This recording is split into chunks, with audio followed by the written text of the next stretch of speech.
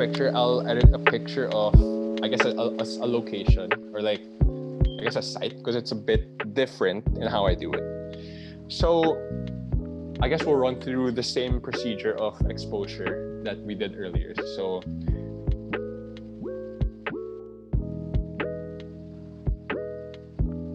and I guess, yeah, there's really minor adjustments to the overall exposure. Not really obvious yet, but then the thing with editing locations is you have a lot more freedom in how you want to color an image. So as you can see, the red here on this part, you know, this bridge is supposed to be golden, or that's how I remember it rather. So I think I'd want to make it a bit do I want it orange or red?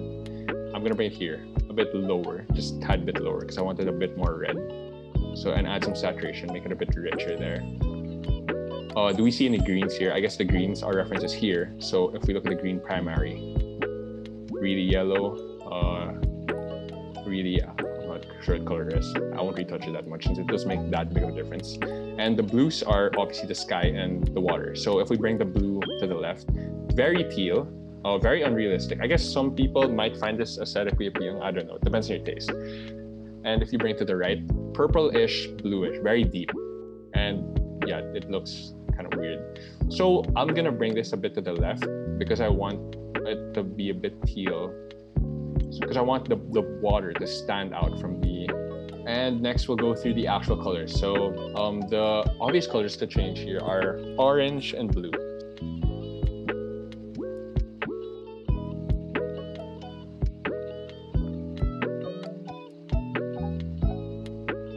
So before and after, a lot more orange in the bridge and a lot more blue in the sky.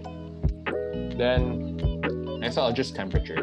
Looking at the image, I feel like it looks color accurate, but then I think there's too much blue in the image. I think that's because obviously we can see water and sky, two very primary elements that really take up the image. So we're gonna just move the slider to the warm side. So I'm increasing it to the right, giving it a bit of that sunset feel, since I remember it being a lot warmer.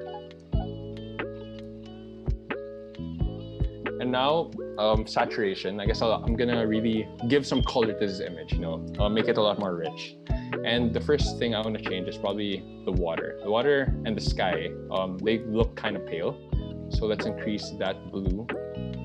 And that's a thing with editing places. You have a lot of freedom in the color because you're not editing skin tones. The severity of how rich you want the color, it doesn't really correlate with any skin here. So the unrealism of a skin tone looking like oversaturated, it's not that halata. So a lot more blue here.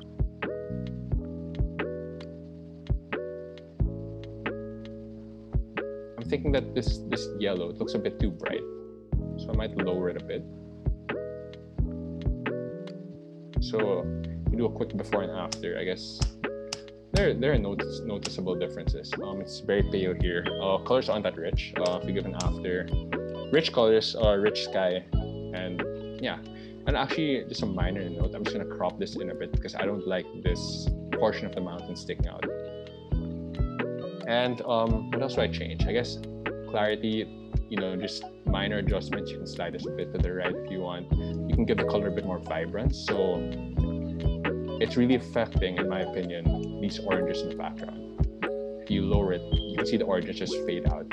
So let's just make this a bit to the vibrant end. Saturation.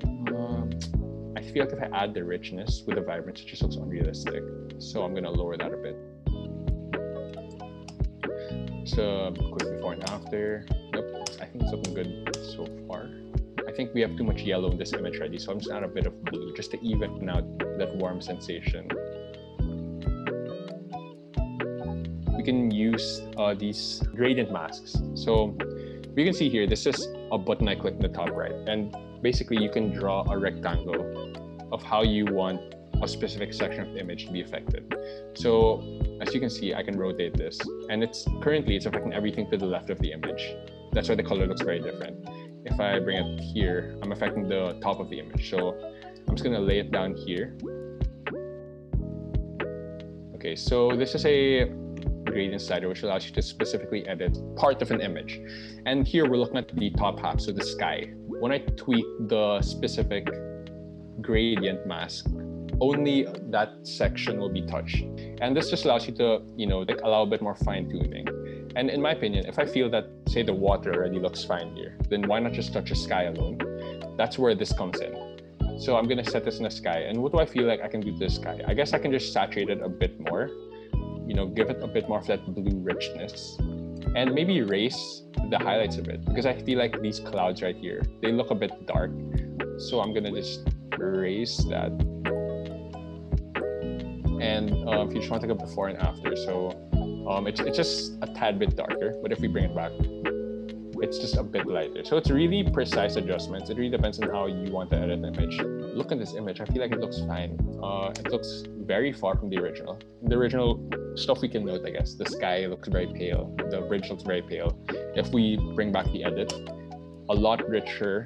We can see the gradient of the sky itself, of how it's actually setting, because it is sunset, and how rich the blues are.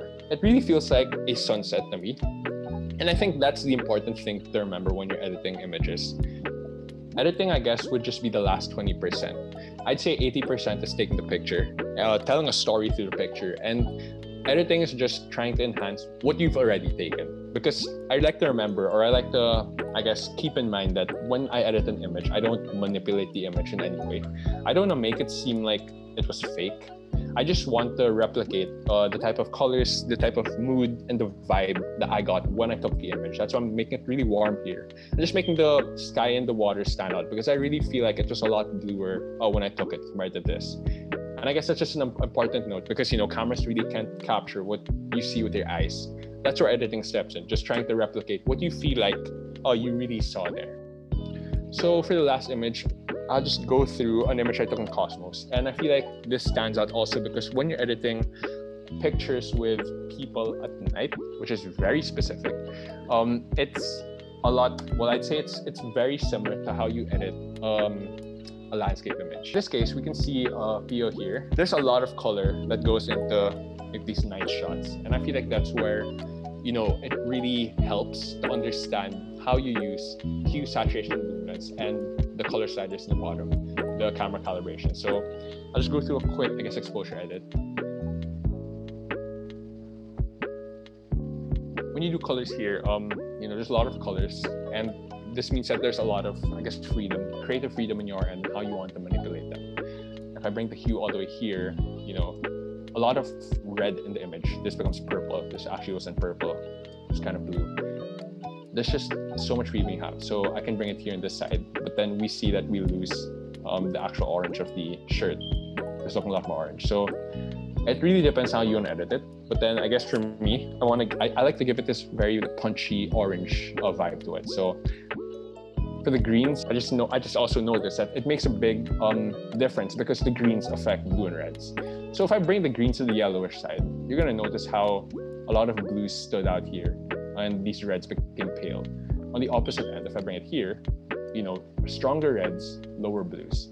The interacting colors are very precise, and that gives you a lot of freedom of how you want to really color an image. So I can actually, move the greens here, because I just want a bit more of that warm vibe to it. And for blues naman, I can either give it a tealish look, so I can move it to the left. So we can look at the jeans, the point of reference, very teal, or we can lead to that purple side, which looks pretty bad. So I'm gonna bring it back here. And making it teal just stands out, adding a bit more color contrast. And honestly, all we did was just touch these 3 sliders, and massive difference already from the original. We're looking at a lot richer in color. And you can go a bit more precise with how you want to adjust the hue, saturation, and luminance. So for hue, I'm thinking that, I guess the skin tone of Pio does not super orange yet. I want it to feel like he's actually like a living and breathing human. It doesn't look like, he's there yet. So we're just gonna move this a bit more to the orange side, and move the orange, make it a bit richer, and just increase saturation a bit for the skin and the reds. Okay, so noticeable differences. I'm giving life to the skin, giving skin its life. And if I want to add a bit more, I guess I can adjust the blues a bit. I feel like this is kind of deep blue, like it's looking more like an ocean. I want to make it a bit lighter. So I'm gonna bring these blues up. There we go. And the aqua a bit here just to balance it out. So this is the darker side of blue. Okay, there. So far, it's looking a lot better colored than the original. We didn't see red here. That's what I'm adding in. And saturation, you know, we're gonna saturate the blues, why not, you know? It's a night image with lots of colors. You can just make it as rich as you want. You have a lot more freedom. Since it's a nighttime shot in this case, and an event shot, it's not really like that, how you change the colors. And that's why you can have actually a lot of creative freedom how you want to saturate it.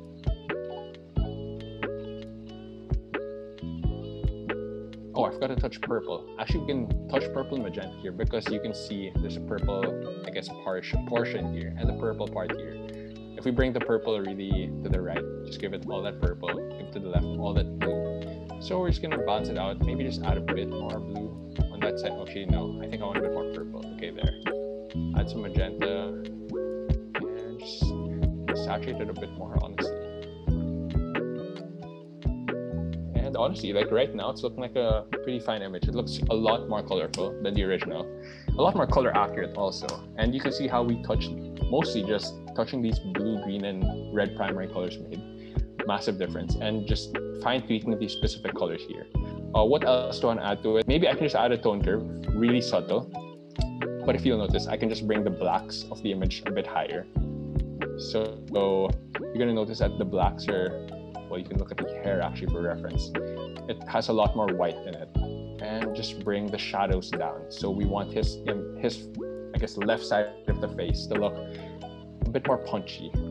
Okay, so this is looking a lot better, I think. It's giving it the depth in the image since we can see the contrast between this side of the face and the other side of the face. Other minor adjustments you can make: clarity.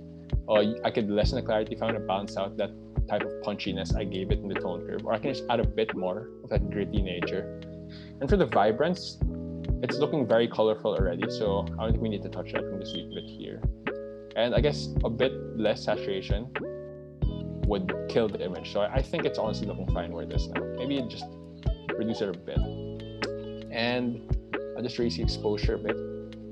And temperature, which I didn't really touch, I guess we can show it here. If we slide it all the way to the left and just give it that cooler sensation. But then I think I'd want to make it a bit warmer, make that red stand out a bit more. So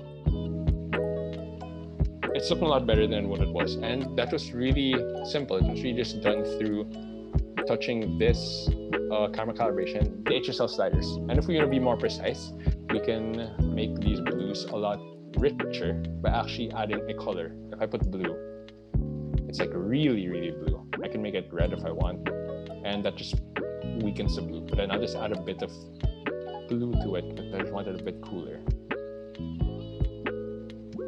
And really gave Pio that life, you know, gave his skin that type of realistic tone compared to before, which is looking really pale.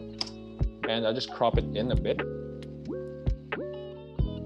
There, okay. And yeah, that's how I feel like you could edit a picture at night, which has a lot more freedom because if you notice, I touch them a lot more because it's not that halata seeing the skin tones in actuality. It's only the red and orange that can be seen here. The blues don't really affect it that much because of the harsh lighting and because of how colorful the background is. Your eyes aren't naturally attracted to it. And yeah, I guess that's all for how to edit on night.